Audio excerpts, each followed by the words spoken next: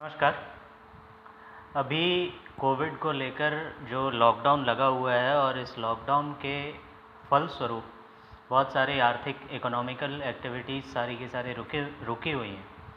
तो इसको लेकर अभी ये बातें चल रही हैं कि इस इकोनॉमिकल क्राइसिस से जो अभी लगातार पिछले 2 महीने से अलग अलग स्टेट्स में अलग अलग गवर्नमेंट्स ने जो लॉकडाउन या कर्फ्यू टाइप के हालात जो लगाए हैं to stop the spread of coronavirus, तो इससे लड़ने के लिए अब इससे इकोनॉमिकल जो इफ़ेक्ट पड़ा है उसको किस तरह से कंट्रोल किया जाए, इसके लिए बहुत सारी बातें हो रही हैं। और इसके लिए जैसे अभी हाल फिलहाल आप लोगों ने देखा होगा कि कन्फेडरेशन ऑफ इंडियन इंडस्ट्रीज़ जो CII है उसके प्रेसिडेंट जो हैं कोटक बैंक के चेयरमैन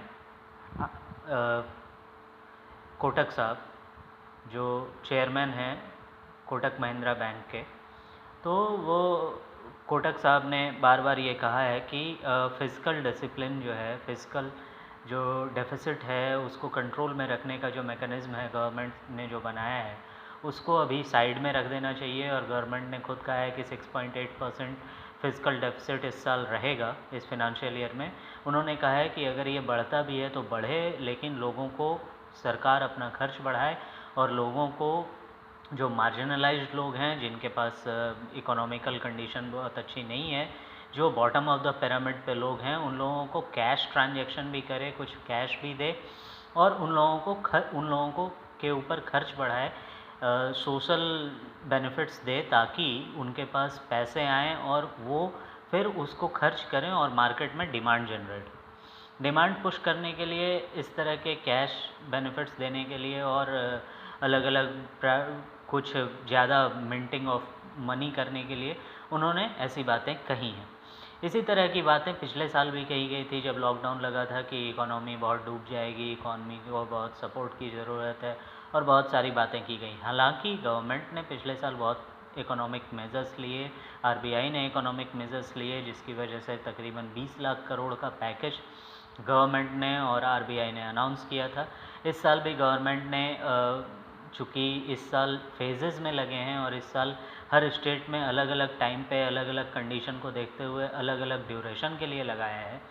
और पिछले साल ये लगभग 3 महीने का लॉकडाउन था, लॉकडाउन से लेके अनलॉक तक, जो कि इस बार ज़्यादा से ज़्यादा कहीं 1 महीने कहीं 1.5 महीने बिहार के केस में आप देख लें तो ये लगभग 20-25 दिन का रहा।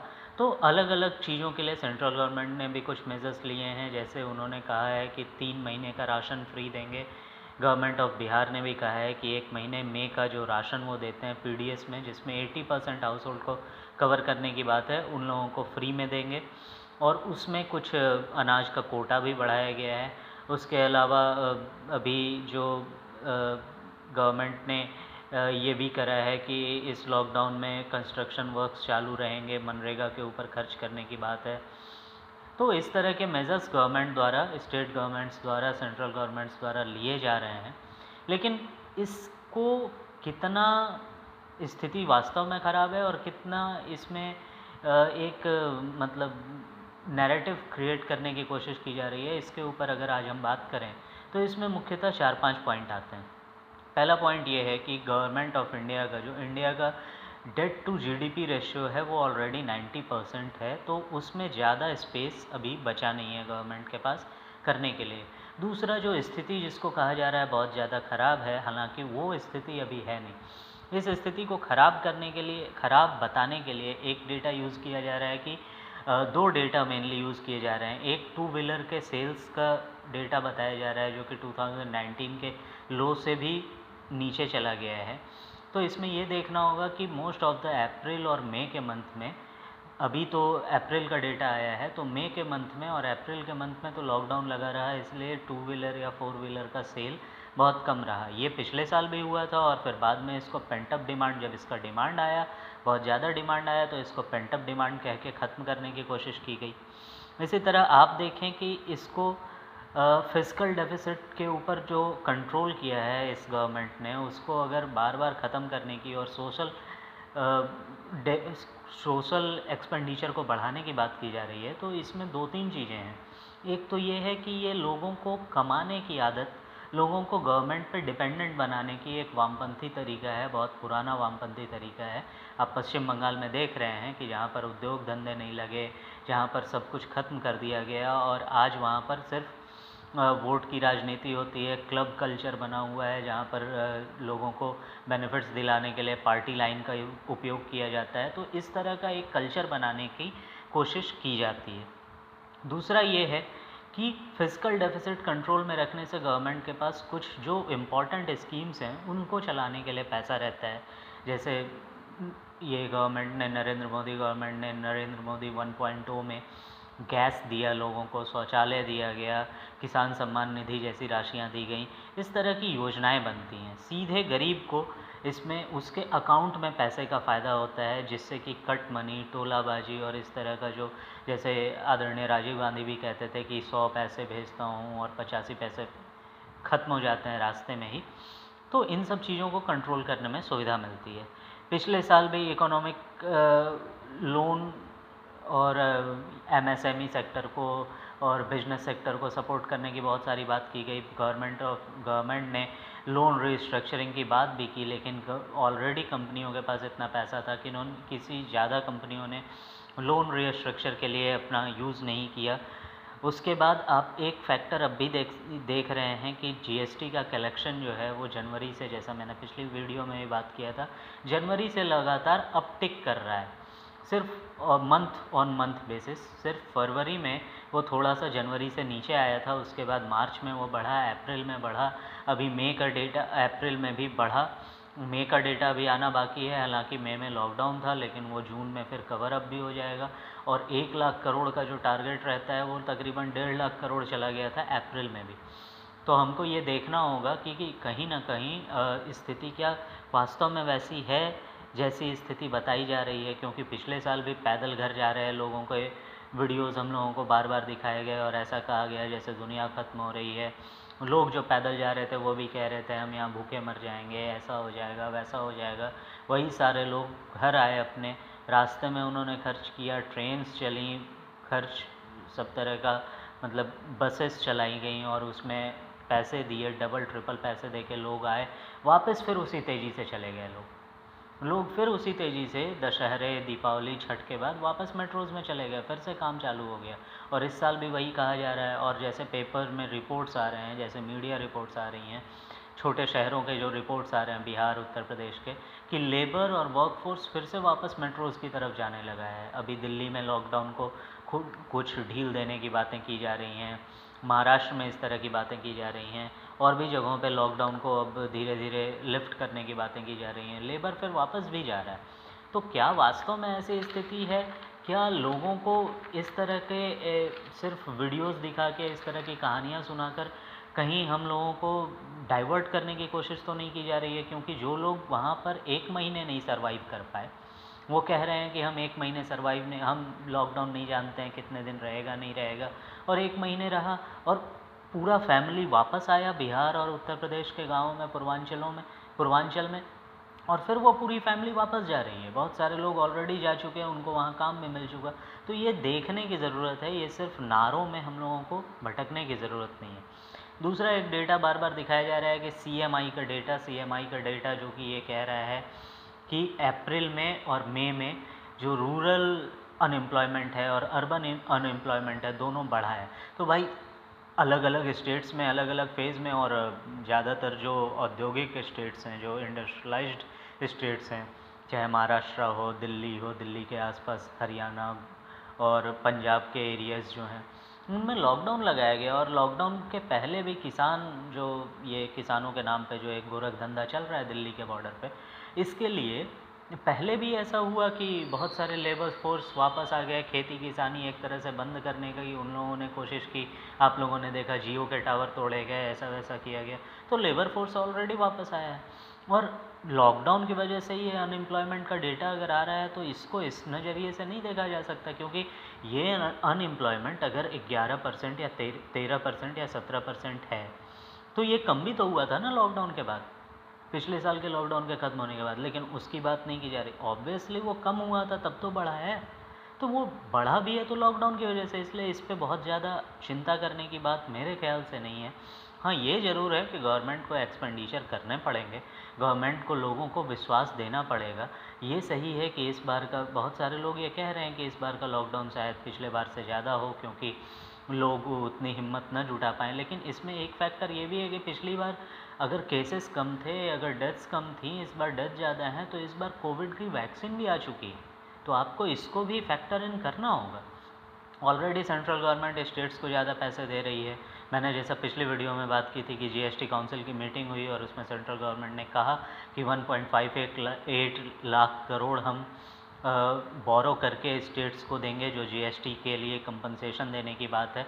और वो कंपनसेशन सिर्फ 5 साल के लिए देने की बात थी, लेकिन अब सेंट्रल गवर्नमेंट कह रही है हम उसके अभी पीरियड थोड़ा एक्सटेंड करेंगे। खाद्य सुरक्षा और फर्टिलाइज़र सब्सिडी, जो खाद्य सुरक्षा की मैंने बात की, जो 80% हाउस होल्ड्स को लगभग मिलता है, जो पीडीएस के थ्रू राशन मिलता है, उसमें बढ़ाया भी गया और उसको 3 महीने फ्री किया गया।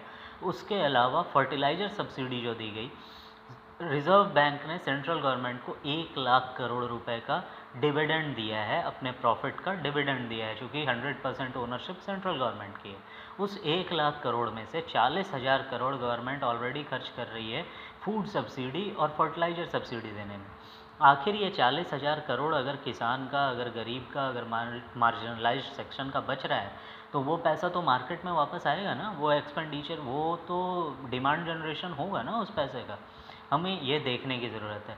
एफसीआई जो कि सेंट्रल गवर्नमेंट को फूड ग्रेन्स देती है, उसको पिछले साल जब जो कि एस्टिमेटेड था बजट का रेवेन्यू, उससे ज़्यादा रेवेन्यू आया, इसलिए वो जो सरप्लस मनी थी वो एफसीआई को दिया गया है, इसलिए सेंट्रल गवर्नमेंट पे बहुत ज़्यादा प्रेशर नहीं है।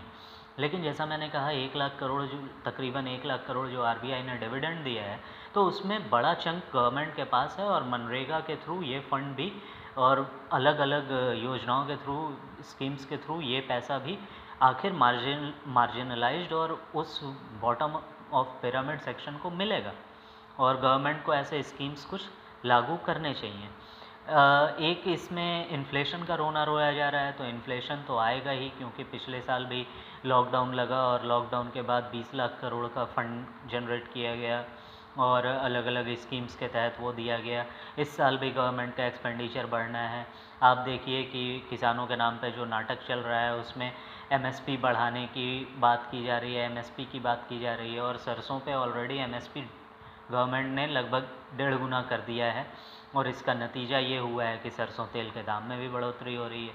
अब ये जो सेक्शन है उसको ये भी चाहिए कि बॉटम ऑफ द पिरामिड को फंड दे, गवर्नमेंट हर जगह पैसे भी खर्च करे, और इसको ये भी चाहिए कि हमको जो है वो टैक्स में रिबेट भी मिले, हमको जो है चीज़ें सस्ती भी मिले।